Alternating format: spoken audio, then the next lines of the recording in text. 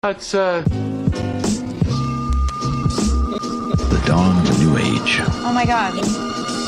Friends, close pals, oh god, clipping microphones, and peeps, hello, this is Chase, and this is me playing with my audio levels right here in the beginning of the podcast. But this is also New Age Comics Podcast, where I talk comic books, we talk comic books, we all chat about comics. It's a ton of fun. This is a special late night episode. Sort of. It is 12:02 in the morning on a glorious Tuesday night that I'm coming at you from. And yeah, it is late. It is late in the evening. And as you can probably tell by the utter rasp in my voice, I am sick. I am under the weather. It is not fun. This is likely user error on my own part, like user life error. I did go out to a place with some people at it. You know, I did act a little irresponsibly there. So you never know. You might catch things. Hopefully it's not the Rona. I don't think I caught the Rona. We will see though.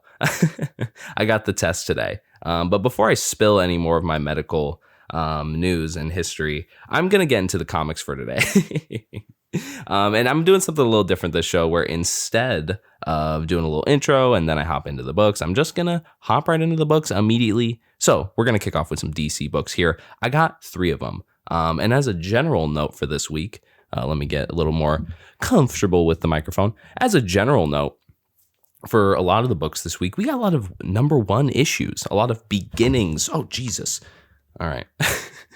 Experiencing technical difficulties. We got a lot of #1s this week, a lot of #1 issues, maybe some that are #1s, but not exactly like the first issue of the series. In fact, our first comic that we're going to be talking about today does commit that very phenomenon, and that is Nightwing, issue number 78. This is written by Tom Taylor with art by Redondo and colors by Lucas. So this is one of those new artist, right? No, new writer. A new writer kickoff for the series, new creative team in general. And it's Tom Taylor. We all love Tom Taylor. He is the king of tons of books right now. He's doing a ton of great stuff. And, you know, now that I'm thinking about it, I can't remember the last time that I picked up a 7 Secrets issue. But that's just my brain going in different tangents. We're here to talk his Nightwing issue. And I thought this was a really good start to his run. It was full of action, full of emotion, just everything you could really want from a Nightwing book. I was reading the current Nightwing run. Whoa, God, what issue was that on, man? Well, so I got into it because of the tie-in that it did with King's Batman, where the KG Beast shot Nightwing in the head. I thought that was pretty rad. Not rad for Dick, but a cool story. And so I got onto the Nightwing series at issue 50. It was when he, as you all are probably grunting now because you're realizing, it's when he becomes Rick Grayson. It was terrible. I hopped off it immediately. Not immediately, after like 8 issues or so. So this is me coming back to it like 20 issues later, and it's a perfect reset, guys. If you hopped off the Nightwing run, I'm sure you guys are already getting this, because this book blew everybody's mind. Specifically, one of these splash pages that was in here, it's of Dick hopping off of this like, what is it, a crane, right? And it's just so beautiful. Redondo's art is amazing with Lucas's colors on the sun, and of course the arc is titled Leaping into the Light. Just some perfect writing there. But then for the other bulk of this issue, other than an adorable scene with a dog that he adopts that's 3-legged, and some stuff with Barbara that leads into this note that Dick receives from Barbara from Alfred as she is executing his will. And basically, man, Alfred left Nightwing a ton of money. I think we were all shocked. Like, why does Alfred have all of this money? We don't really know. I think this has some interesting implications for where Taylor might take this Nightwing run. Because it began with Nightwing saying, man, I've been broke. And now he's like, well, I'm on the come up. He just came up really hard. So I'm thinking Taylor might I think this would be neat if he took a little bit of like an economic business, maybe just like a money angle, if you will. Like maybe Dick's going to get into stock trading or something like that. It's probably not very fun. But lastly, is he in Bloodhaven? I think he's in Bloodhaven, but part of me was really thinking it was Gotham. I do not know. Let's move into the next book. And that is another book that commits this weird ass reset, this creative team reset. I don't know why I'm so astonished by it. And that is Justice League issue number 59, written by Brian Michael Bendis. Of course, I was very hyped for this. Pencils by Marquez and colors by Bon Villain. So this was very, very anticipated by me personally, and I think less by others, because a lot of people really dislike Bendis for some reason. And I get you, not every writer's for everybody. I really enjoy a lot of his work.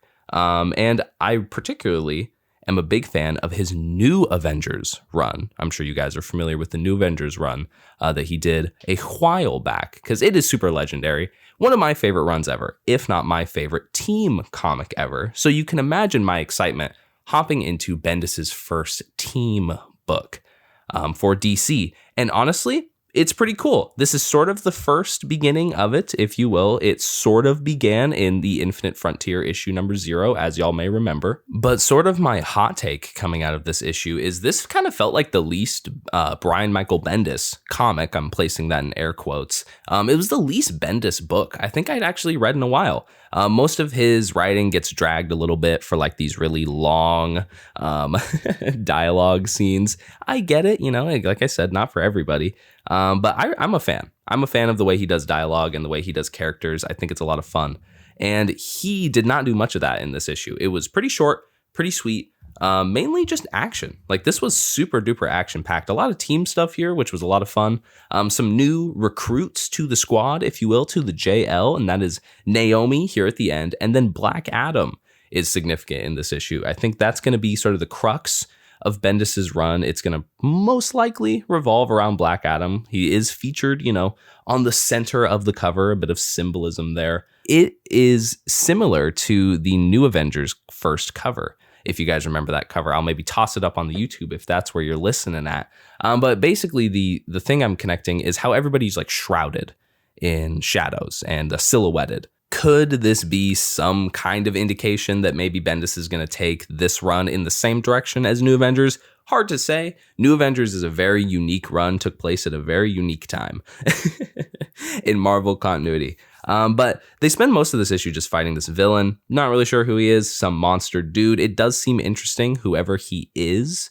But it does beg the question who Bendis is going to set up as a villain for this run. I'm thinking either he's going to...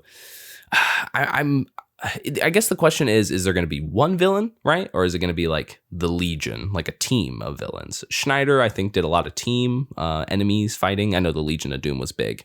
And so maybe Bendis will be going for like a one man takes down the Justice League. Maybe it'll be Black Adam. I think that's sort of going to be the crux here, the conflict, if you will, like I was saying. However, that is actually not all there is in this book. There's a little bit of a JLD mini in the back, kind of like the Future State books, if y'all were picking those up. And I liked this JLD mini. It was Ram V, and he was just doing his thing. It actually related a lot to this dude, Merlin. And that's got me thinking, like, is this going to connect to the Future State JLD? Because that had a lot to do with Merlin. That also had a lot to do with Jason Blood. Does that mean Jason Blood is going to keep continuing in these JLD minis? I hope so. I am not sure how this JLD shit is going to go. I don't know how many issues it's going to run for, if it's just going to run in every single issue. I'm presenting questions to you, listener. But moving into the next book, we got Superman Red and Blue, issue number 1. This is another one of those color anthology type of books. They're pretty cool, and they're in right now because Batman just did one with the black and white. Wolverine just did one with the red and the, I said it out of order. He did it with the black, white, and the blood. Now Carnage is doing the same. I think Harley Quinn had one as well. And now here we are with Superman Red and Blue. So anthology book, big team. Not going to read everybody's name. I'm sorry, guys. But I will give you little shout outs here and there. So I thought this was a pretty decent colorway book. I was actually pretty skeptical walking into it. I kind of thought like, okay, this is definitely branching out. It's kind of expanding the genre because most include black and white as their main primary colors. Get a bit of that noir, colorless manga vibe. This is not that. This includes red and blue. But I will say I was actually really pleasantly surprised with this book. The writing staff here was nothing to be, I don't know, gawked at. It had John Ridley, Brandon Easton, Wes Craig did a story. I will talk a lot about that Wes Craig story. Dan Waters and Margaret Bennett are telling the stories here, and I think they all brought something really interesting and something really different to the table. But something they all did have in common was each one definitely was really humanizing for Supes. Maybe you could say that's an element of just most Superman stories. It definitely usually is.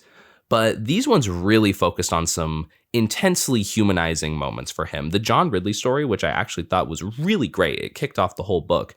It was dealing with like Superman. Oh my gosh, like dealing with trauma. He was having to interview this guy who had like tortured him in the past, but as Clark Kent. So that was super duper humanizing. Superman saying that he literally couldn't do anything, even though he wanted to choose violence, as it were. But that being said, I think I prefer the front half of this book. Like I said, I'm going to talk about that Wes Craig story. Holy shit. The Boy Who Saved Superman. It might be one of my favorite stories of the week. It was just a little mini, unfortunately, but it was just so sweet. This kid literally saved Superman. It's so inspiring. It was one of those stories that leaves you choked up at the end of it. It was just great. But one thing I definitely wanted to point out, there actually was a story that didn't really stick to the color scheme here. They didn't actually stick to it. They just kind of did the whole range of colors. It was kind of strange. I don't know. But in fairness, there were a few stories that stuck really strictly to the red and blue color scheme, like literally no black at all. And those were a little weird. Those were a bit strange. So this one is getting a little extra. I'm not sure what you guys think about some of these colorway books. I think I'm starting to get a little fed up with them. I'd like to hear what you guys have to say. But overall, we got a lot of really cool DC books this week. All right, fuck all those DC books. Let's move into my favorite section of the week, any week that I'm able to do it, and it is the indie corner, the indie whatever. Usually it's just a few indie books that I get to talk, but I love talking about them when I can. Kicking off, I got a new publisher here. Even I've been doing that a lot lately. Okay, I'm giving myself a little bit of credit. Here, I've been expanding my my scope of indie comics that I've been reading, and we got my first Dark Horse book on the pod, so that deserves its own little celebration. Shout out to all the Dark Horse fans tuning in for this one, and I am talking Orphan and the Five Beasts, issue number 1. This is a one-man amazing creative team of literally just one person who scripts, arts, letters, and does the cover. And that is James Stokey, or Stoke-O. Not sure how you say it, but man, can he write and draw a comic book. I was in love with this comic. I picked this up on a whim, pretty much on a whim. I remembered James Stokey's name from the Batman annual, and a couple other things that he was doing, some Clown Hunter shit in, and I always loved it. I thought his art was so detailed and just like amazing. I loved it. Sometimes it gives me like Tradmore vibes with a little bit of the like abstract nature of it. And so what else am I going to say but it is phenomenal in this Orphan and Five Beasts book. It's just so amazing. The story is right there with it. It is crazy. It hooks you in pretty much instantly. I would say this is definitely a really solid pilot issue as far as, pilot issues go. It does a lot to hook you in immediately. What I would describe this as, I was telling it to a buddy of mine that I'm trying to convince to read it because I thought it was so good. It's a mix of, definitely a lot of anime inspiration. I think there are even some Avatar elements that you can find. Avatar: The Last Airbender. In this book, I think to my friend, I said Avatar, Naruto, and Attack on Titan. I don't exactly stand by that officially on the podcast, but I do think that there are elements of all three of those shows that can be found in this book. What the story here is, it's this girl, her name is Mo. She is an orphan. She is the orphan in the title's sake. And there are these 5 beasts that she must go defeat. Who are these 5 beasts? Well, her father, I guess not her father, her adoptive father, he trained these 5 beings. I don't know really what they are. They're like these shadow things. He trained them all in these like crazy arts of war. these 5 arts of war, and he trained them up, and they all went and defeated this like man-wolf guy. But then they never came back, and thus our story, they're using the powers maliciously, and our main girl Mo has to go end them all. Now, that's pretty much the setup to this book. The like middle and end is so fun. You get like some video game vibes because she just kind of starts like adventuring through the woods. It felt like I was playing Skyrim. You know, it's like right when you right when you leave Winterrun or whatever. But then it got really gory at the end, which I was super happy to see because she confronts, I believe, one of the first 5 beasts. And his name is Thunder Thighs, and he literally crushes a horse with his legs, with his thighs. It was so nuts. If that doesn't pique your interest, I don't know what will. Let's move into the next book. So I was really excited to talk that last book. I am somehow an unparalleled amount more excited to talk this indie book. This indie section this week is going to shape up to be like my favorite damn week of any section on the pod. I'm going to take a pause there. Ultramega, issue number 1. Now, I took 0 notes for this review because this comic shook me so hard that I damn near read it twice. I pretty much read it twice. Now, I don't even know where to start. So the creative team here is James Herron and Dave Stewart. James Herron is the writer and the artist. Then we also got Russ Wooton doing the lettering there. But then Dave Stewart's doing the colors. So this is one of those, I guess you could compare it to the Murphyverse, the recent Sean Gordon Murphy written and drawn, yet not colored by him universes. Now, what is Ultramega? So I've been trying to condense this concept of this comic into as few words as possible, even though that's an extreme injustice to this amazing issue. But it's just for communicative purposes because I want people to understand what like a ride, an acid trip gone wrong type of ride that this Ultramega book is. So again, I'll pull out a few like other pop culture references to kind of amalgamate what the inspirations feel like behind this book. Not the real inspirations, because the author does present those in the back. But this book is like Ultraman, right? So the kaiju verse, except if it was like horror. I mean, I don't want to say horror because it's not exactly like scary, you know what I mean? But if it was like ultra violent, gory, like almost like if you take the kaiju scenario of just like the fact that kaiju exist and made it just realistic as hell, because so many people die in this comic. I was so emotionally devastated by the end of this issue. Now, I really don't want to give any spoilers because I want everybody to go read this book. Like my spoiler threshold is reversed. If I like a book so much, I won't give spoilers on it because I want y'all to read it. But there are like main character deaths in this first issue. Like I was surprised to be like emotionally torn to pieces by this book. Like I'm so floored. My jaw was dropped for 90% of this book.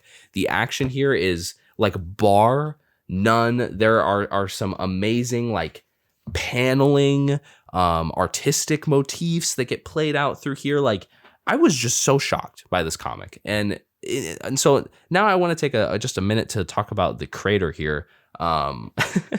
This prophet that is James Herron. Now I'm gassing him up really hard, but I was floored by his ability here because as he communicates, I'm flipping to the back, as he communicates in the back like letter to the people. I love the way he puts this. He just says, I don't know that much about it, but I love this genre. It's like he's just saying like, yeah, I don't really know like a ton about kaiju shit, but it's pretty cool. And it's like, yeah, exactly.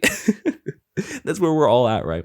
And not only that, this is what I think is really unbelievable about this book is he said that this is his first time writing anything. He's primarily an artist. Now, I will be frank, I actually do not believe him. He has written something, damn it. That comic was too fucking good to have been his first swing at writing something. It gives me hope, I guess, that maybe my first attempts aren't always going to suck at things in life. But man, like, I'm so, again, floored. That is the only word that I can really come up with. This comic, it hooks you in emotionally. It hooks you in like on an action level. It's so like heart pounding, again, jaw dropping. I can't come up with enough good words to say about it. I really didn't write any notes because I knew I would just geek when I got to this comic. So loved Ultramega. Please, guys, check it out. All right, I'm not going to say fuck those indie books because I loved those indie books too much. But I'm making decent time on the pod today. It could be a little better, but now I'm hitting the Marvel section, okay? So this is the killer because I have 7 Marvel books to talk about, but it's a pretty good bunch of books. So let's just hop right into it. I'm going to start with, I just talked about Ultramega, so why don't we talk about the inspiration behind Ultramega, and that is Ultraman, because Marvel just launched their new Ultraman title, and that is titled Ultraman: The Trials of Ultraman, issue number 1. A little redundant, but that's okay. The creative team here is Higgins Groom. They're taking on the writing side. Then Francesco Mana, I believe is his name. And then Gira Hiro is even contributing a little bit of art here. So this series is kind of like a mini-series follow-up to the last Ultraman mini-series that was coming out from Marvel. So we're returning to the Ultraverse, as it were. And I really liked the last book. Again, I think kaiju are pretty cool. Similar to my man James Herron, I have not had a whole lot of... I don't know a lot about the genre, but I've always thought kaiju are neat. Kaiju are fun. And here we are pretty much coming back to Ultraman from the last series. It is all canon if you guys are into some of that connected story shit, because I know I am. But he's pretty much chilling in like a state of normalcy, which I thought was pretty cool. He's just kind of casually Ultraman, and he's figuring out his life as Ultraman. I thought this fits pretty well, given the last series was his origin story, right? The rise of Ultraman. So he the whole time was like, what the hell do I do? But here it feels kind of like the true beginning of an Ultraman story. Like, let's say you weren't interested in like reliving the Ultraman year 1. However, you do think kaiju are cool or blah, blah, blah. I would say this book is a perfect starting point. You do not have to remember anything from the first Ultraman book. However, if you've read it, you'll notice some similar characters and shit like that. Stuff that's not too hard to just figure out from context in this book alone. But it's a really great starting point. I will caution you, I suppose, there is one connection at the end of the book that does connect pretty heavily to the first little mini-series, but it's kind of just some, legacy stuff going on with the Ultraman title. So if you don't know anything about that, hey, neither do we, because it really wasn't talked about much in the last book. But it was cool to see that followed up on. And then there was even a little bit of back matter here with like this mythical land, and this woman was fighting. I don't even know if I can call her a woman. She seemed to be of another race, or on a completely different planet. It almost looked like some World of Warcraft type scene, and she had this like sword that slayed this giant kaiju looking beast, and it had the letter Q below on the hilt. No, not the hilt. On the shaft. On the dick of the sword, like on the bottom of the sword of the handle. And so, hey, really interesting. We did get a little bit of Q nonsense in the last rise. So I want to see where that goes, but let's see where the podcast goes and move into the next book that I'm going to talk about. And that is Thor, issue number 13. This is written by Donny Cates, drawn by the same guys who've been drawing it. Matt Klein. Is it Matt Klein? No, it's Nick Klein and Matt Wilson. There we go. But this is Prey Part 5. We have been in the Prey arc. I think it's going to be 6 issues, so we're penultimate in the arc today. Pretty cool. I've been loving this Cates run on Thor so much. And I mean, issue 13, we've kind of entered year 2 of his run, right? It did get delayed slightly because of COVID, right? I think like issues 1 and 2 had dropped. And then I think we hit the COVID like embargo on comics. And then I think we ended up picking back up from there. So we're sort of just entering the second phase, as it were, of Donny Cates' Thor run.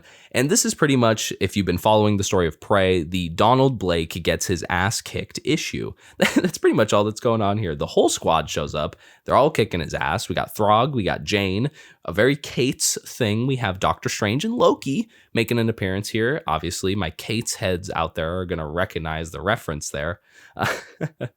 But then we also get a Daddy Odin moment. That was kind of the last page reveal of the last book, where Odin was sitting in a bar and Jane Foster's like, hey, dipshit, come save your son.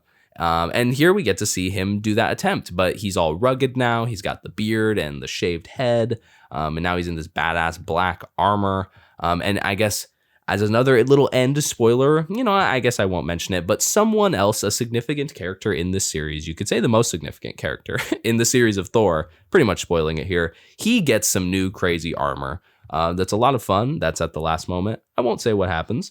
But then I think in closing, this was sort of our like hope issue. You know what I mean? Like we've been getting our asses kicked as readers, as it were. Our friends, our protagonists have been getting their asses kicked so far in Prey by Donald Blake. And now we're seeing the sun over the horizon, I guess you could say. I think this feeling is either going to all go away because Cates is going to take it all from us, or we're going to be crying in the next issue because he's going to humanize the shit out of Blake so hard that we're all going to be sad to watch Thor clap his little bitch cheeks. But I will be surprised. Nonetheless, let's move into the next book, X-Force. Issue number 18. I think I'm going to try and get down the fastest transitions. That so fast you might miss them. But this is written by Benjamin Percy. And then we got drawing here by Gary Brown and colors by Guru FX. So yeah, sad to say, no Joshua Cassara this week, or this month, I should say. It is a bummer. Shout out to Gary Brown. He kills this issue. It's definitely a big nightmare horror-esque issue. A lot of fun panels and crazy, scary shit that he was drawing. But I like me some Cassara. What can I say? But there seems to be some, like I was saying, there seems to be some parasite thing, dream nightmare parasite that's like haunting all of the X-Force. It's quite interesting. It's kind of a weird arc, I won't lie. His arc is getting strange. It's not exactly just where I thought it was going. It's definitely a pretty hard like gear shift from the last issue. The last issue 17, we were all just kind of like, oh my god, Quentin's really cool. I relate to this guy a lot. And now everyone on the X-Force is being haunted by him in their nightmares. Can't exactly relate to that. But I did like Beast's nightmare moment in here. I thought that was really interesting. I do wonder why Quentin Quire was like the teacher in school that was kind of shunning Beast for being weird and maybe not smart enough. I thought that was strange. You figured Beast's trauma, it's a difficult word to say, you figure his trauma would not include Quentin Quire at all. I don't know. Maybe I'm misunderstanding something. But Logan's was interesting too. He gave Jean a smooch, and then it was all fucked up for a second, and then it was an oh my god, what just happened type thing.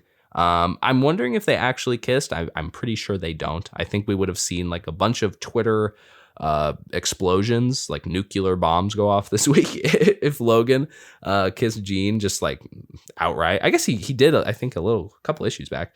Anyway, this issue wraps up with a little bit of like astral plane type shit going on. That's what Quentin thinks is like kind of the solution for all of this. You know what I'm saying? Bit of a strange arc, I won't lie, Percy, but I'm interested to see where it goes. And it's an interesting one to kick off for Kid Omega, kind of being like the Omega. You know what I mean? Because now he's all superheroed up. But moving into the next issue, let us talk Iron Fist, Heart of the Dragon, issue number 3. This one is written by Larry Hama, drawn by David Watch-Tier, and colors by Menon. So this is kind of the midway point of this Iron Fist issue. All of y'all know I'm a big fist fuck. A fist guy. I don't know what you call me, a fister? Maybe a fister. I think I like that one. I'm a big fister. And Jesus Christ. And this issue feels a lot like the war issue. I can't get over that. I was just saying that. So if you've been reading this series, there is impending doom on the planet as usual. Zombies rising from the dead, just an average Tuesday in the Marvel universe. But this is like the war issue, if you will. Everyone is pretty much just kicking some ass all over the world. They all get dispatched into different locations, and it was a lot of fun. I think this mini is shaping up to be really good. Marvel has a lot of really good limited series right now, I was realizing. They have this, obviously the Ultraman series. I mean, Jesus, they just wrapped up a bunch of really good ones, Juggernaut and Shang-Chi.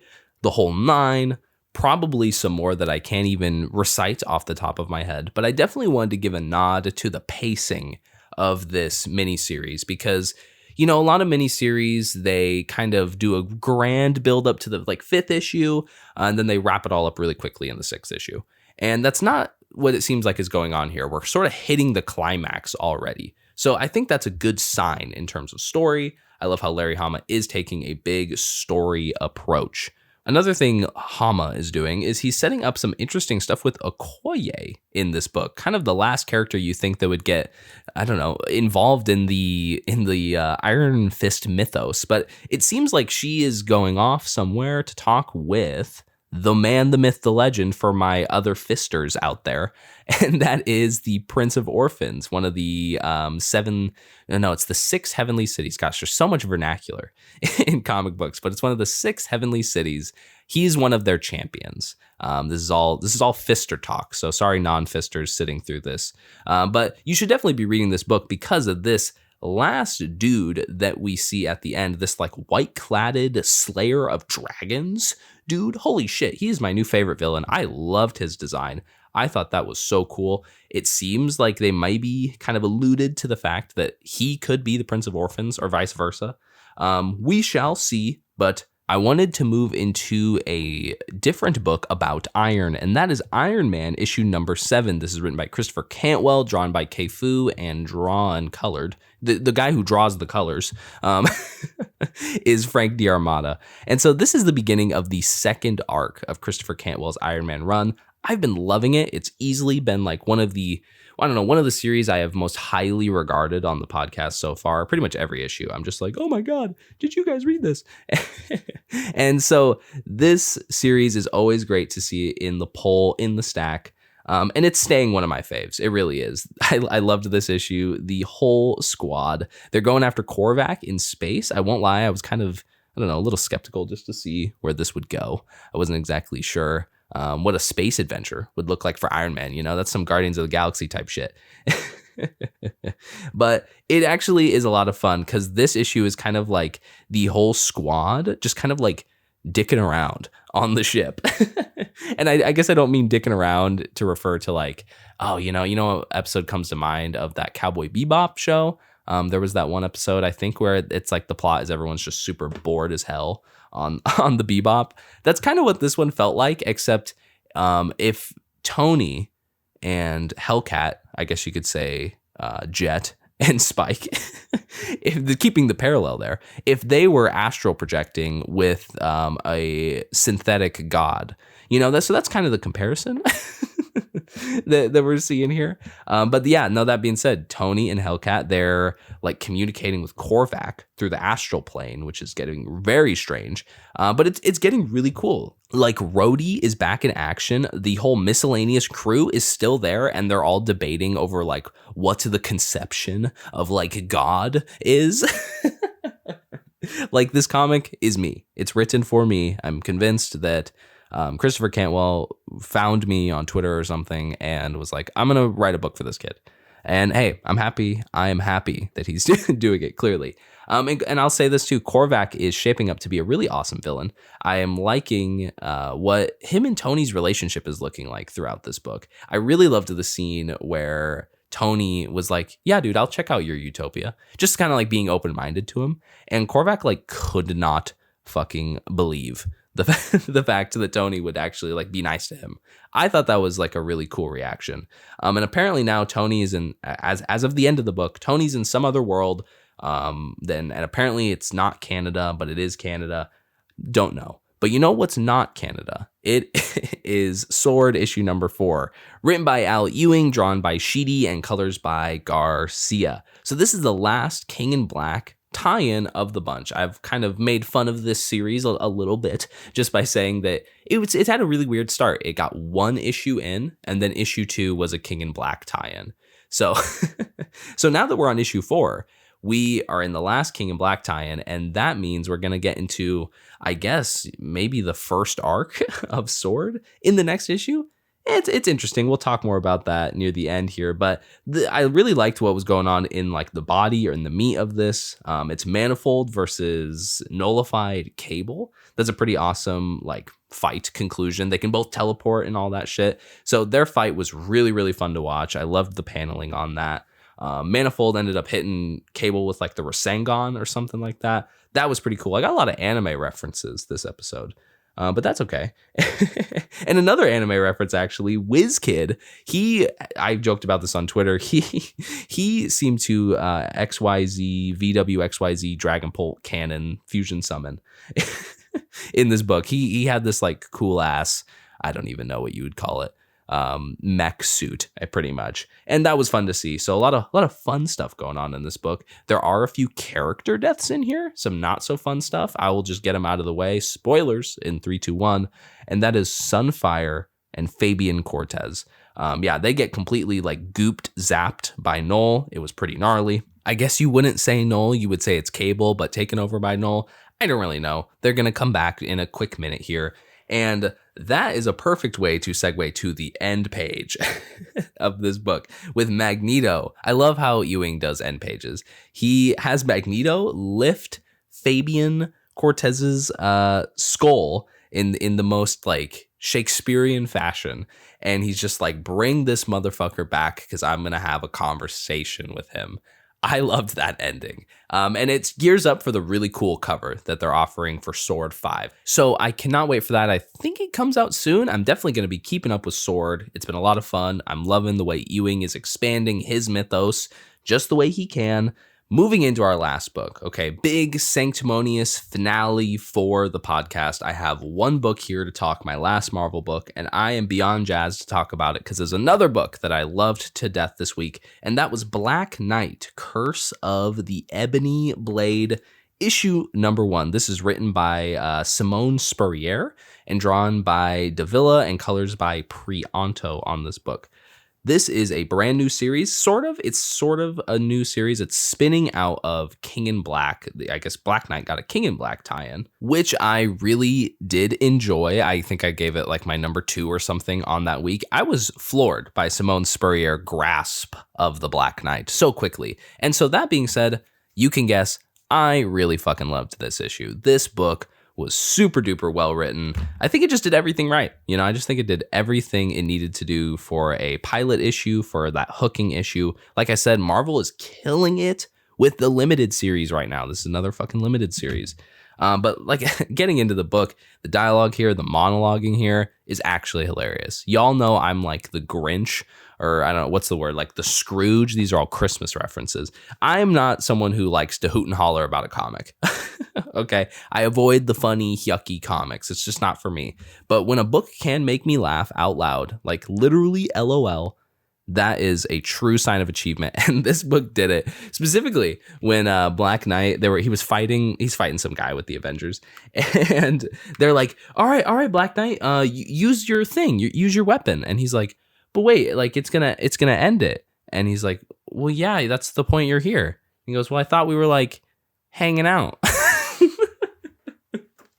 I cracked up fucking laughing when I was reading that. That was so funny. And when he's like, he goes to therapy in this book, which was actually really deep. But he's doing this whole monologue of like, you know what? Maybe I should just not care about what people think. Oh, wait, the Avengers just texted me. I gotta go. This is it. This is important. My life is changed. It's just like, oh my God. The story, like I'm saying, is also pretty hilarious, but it's actually also really interesting. It seems like we're going to be delving into the Ebony Blade a little bit, just like what it is, what the lore around it is, I guess, the abilities of it. There's a lot of interesting shit that happens in this book with the Ebony Blade. I'll leave it there. But we get introduced to a new character. She's this like teacher who kind of specializes in like Arthurian, I don't know, myths and shit like that. And she's like, yeah, I don't think any of this shit's really true. And then she sees the Black Knight and sees him do some mythical shit. So that was a lot of fun. I can see a lot of really funny kind of moments coming out of that for this book. And there were even some times that I felt like a bit of like a butterfly in my chest, like a little bit of emotion while reading this book, if you can believe it, because they show Dane in such a cool light. Dane is the Black Knight's name. He is just this like imperfect, self-conscious, kind of like shithead, B-lister, Avenger, gimmicky hero. And they nail that in this issue. They like make that so clear because he's fighting with the Avengers and Thor is being such a dick to him. And Cap is like the only one who's kind of like, well, okay, guys, well, remember he used to lead the Avengers. It's just really funny. And you end up like really relating to Dane by the end of the book. At least I did. Maybe it's because I'm like the shithead, gimmicky, imperfect, self-conscious guy. But I mean, I think that's just going to be, why I like this series. I kind of relate to this dude. So that's a lot of fun. I would love if this became sort of like, I don't know, the beginning of kind of like a resurgence for Black Knight. I think him getting an ongoing series would be sweet. Y'all know that I am the hugest advocate for C-list, D-list heroes. They're my favorites. So let me know what y'all think of that. Would y'all pick up a Black Knight ongoing book? I sure as hell would. Well, this was fun.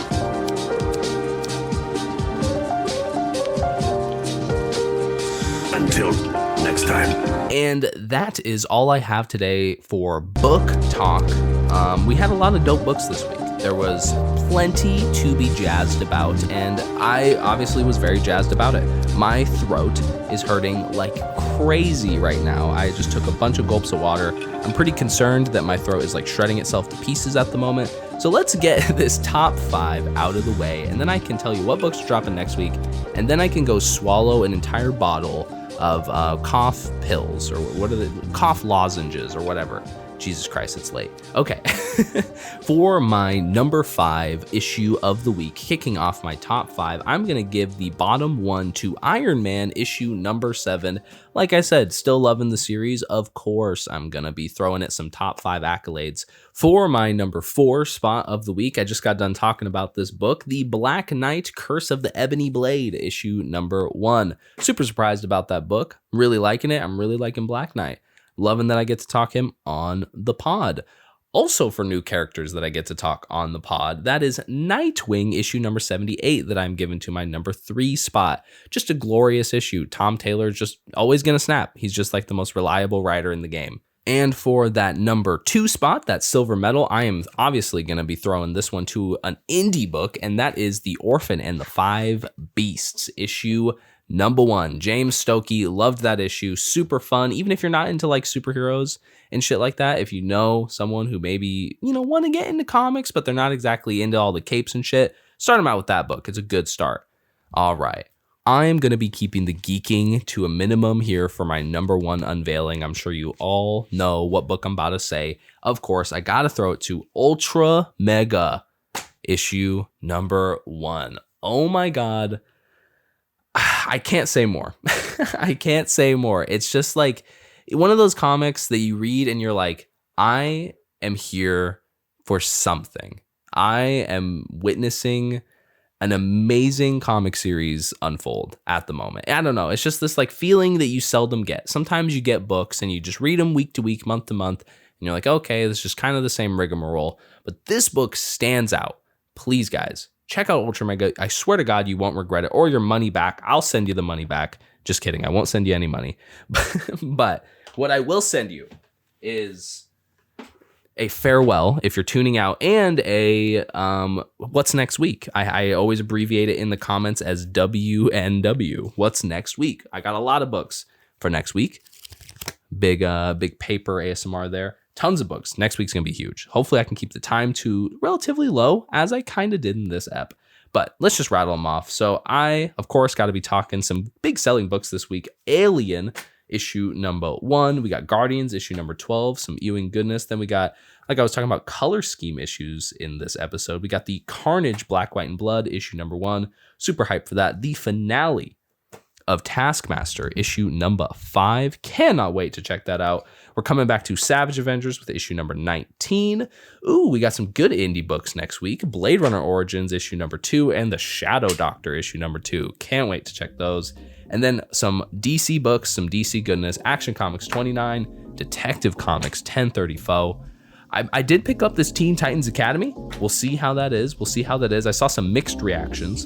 And then the finale of Batman White Knight presents Harley Quinn. Oh man, Y'all can probably tell my voice is just shot beyond belief. So I'm gonna get out of your hair. I plan on watching the Alien movie. Like I said, the Alien #1 issue's coming out. I'm gonna watch the movie. I'm gonna watch the first movie before I read that. I have seen the movie before, but just to give myself a refresher. So anecdotes aside, thank you guys for listening. I love you so much. Please subscribe, like, comment. Please, seriously, the like does help a lot. Hit the like if you listen. And that is gonna do it for me. So I'll catch you guys in the next week for Ep 32. Thanks for listening, and I'll see you later.